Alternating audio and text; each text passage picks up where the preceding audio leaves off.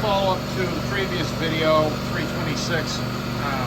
This will be 327. This is the rear shaft for Jake's Toyota wheeling rig. This also is Toyota 1351 series, U-joints and components all the way down.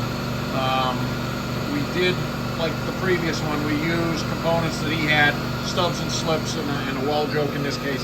Doesn't have a slip yoke, doesn't have a CV down at that end.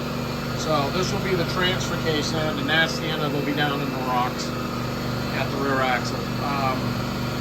This is thick wall material, and I call them bashers.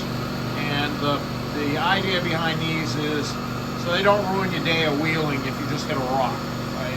You don't have to go back to the back to the shop or go back to the trailer or be done wheeling for the day. I've seen these other customers send me pictures with a big candy stripe drag mark down the whole length of it, and they just keep going. And I don't think you could bend it with the weight of this truck, or I suppose you could somehow, but nobody has yet that I know of.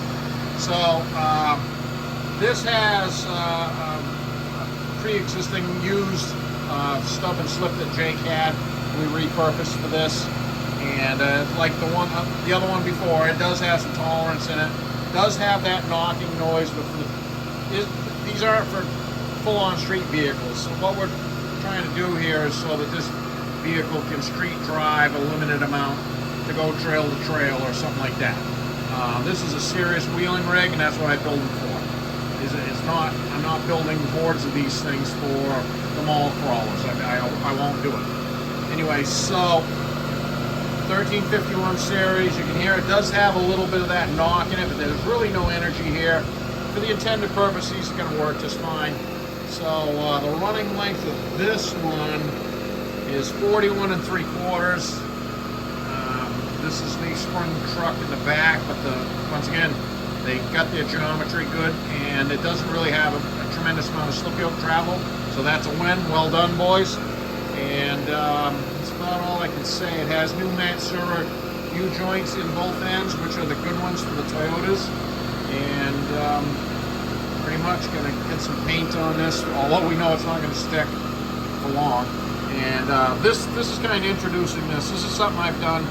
I've built these bashers in limited amounts. I started in my own Jeeps back in the early 80s, and I've built a few, more than a few, over the years, probably one set a year, say times 40 years, so there's a few of them out there. The main Maniac buggy had quite a few in it, and some of the other people that saw them back in the day got others that were like that. So this is something I just did for fun, and Jake will be the first guy that gets these stickers, and they're gonna go. I'm gonna get them back to other guys, get them back to other guys that I know that have them, that I've done recently, done similar jobs like this for.